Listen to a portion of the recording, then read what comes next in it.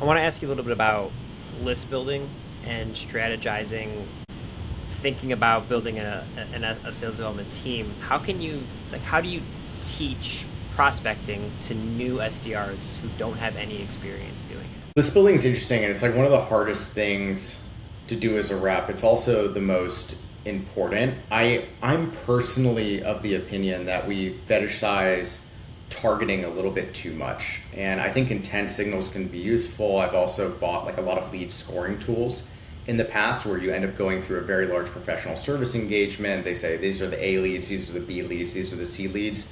But I think in reality, like those can be good guidance, but you don't really know. And I think like volume is important for the rep to get a good understanding of what their market looks like, what that account looks like, what are the different titles within that account. So I do think that people overemphasize targeting. Like I can only talk to someone when there's an intent signal and someone's going to buy, versus going out there in more of an old school mindset where I'm going to like comb the desert a little bit and see if I can find some gems. In my experience, like there's really no replacement for that. And if you're automating the activity anyways, like it's okay to take a broader approach. And sometimes you're going to talk to the wrong person. And that can be informative as well. We call that, at Orem, we call those singles and doubles. Like you talk to someone, they're really not the right person. Maybe there isn't a need, but that allows you to disqualify them. That allows you, that sometimes that points you in the right direction. So that's kind of my feeling just in terms of targeting and how you should think about like building your list. I think it's okay to go broad, and I think it's okay to have a little bit of junk in there. I don't think that's what ends up tanking the rep. But from there, you're going to learn a lot and you're going to be able to iterate and make your list better from there. I think too much focus on how do I use automation to comb down this list to only the interested people. I think that you're leaving a lot of money on the table by doing that. While the sales pitch for those types of technologies is very strong, because like who wants to talk to someone that's not interested? Doesn't that seem like a waste of time? But in my experience, like I think software is not particularly good at that, and the time it takes to go through some of those unqualified people can be beneficial as well if it's approached in the right way. So I've had the opportunity to talk to a lot of organizations that have very, very large, elaborate ops teams as well, to the point where they'll have sales ops people who are literally building lists, and then the reps, their job is to arrive in the morning, pick up the phone, and start ripping dials because they have all of these lists already built out for them.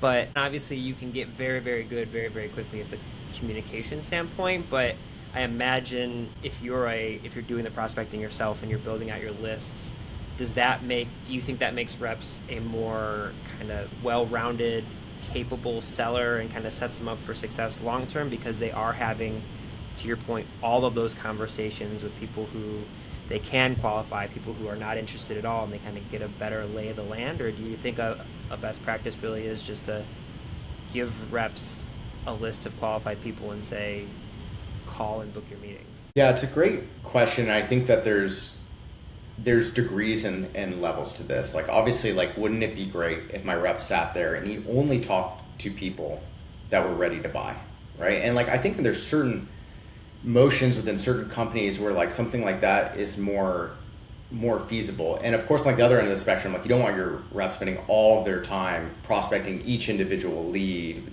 putting them into a sequence, doing the research, finding the data, like we did like 15 years ago. So I think that there's sort of a balance between those two extremes to a degree. I do think that like part of the SDR's job in a way is it's marketing's job to like just make people like broadly aware that the product exists and have like branding and positioning. But part of the SDR's job in my mind as a sales rep, and I do see SDRs as salespeople, is to take someone who wasn't interested and persuade them and convince them and open up new markets and change people's minds. And that to me requires a broader funnel than some people tend to idealize with the tools. So I think it's okay for SDRs to go through a little bit of sludge. You don't want them to have lists that are just completely full of sludge, but I think that it's better to err on the side of broader. And I think you're going to learn through, I think the way you get to those really concise lists is that you have the human factor kind of go through some of that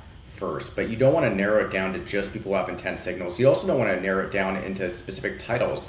I'll use an example for that. It's like we looked at our data and we saw that directors of IT or directors of infrastructure, those are the people that typically buy our product. And so therefore I'm going to create a list that's based on that, because now I've created this much more targeted list for you to go after.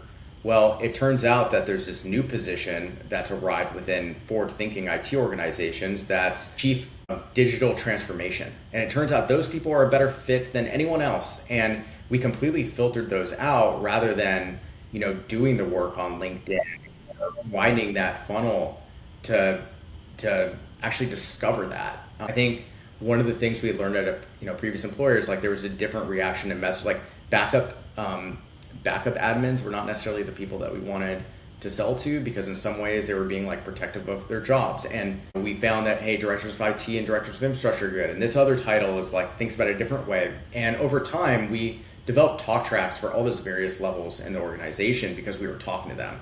If we had just disqualified them and said, hey, those are not the most likely people to buy, we never would have been able to adapt our messaging, adapt our value proposition, adapt our product for those specific users. So I think that there's really a balancing act between like trying to get the reps to the point where all they're doing is having live conversation after live conversation with only the most targeted people, and then having something that, everyone's experienced, which is sort of a mess where there's just no targeting or no parameters whatsoever, and the reps are kind of left to their own devices to try and go out and find a lead.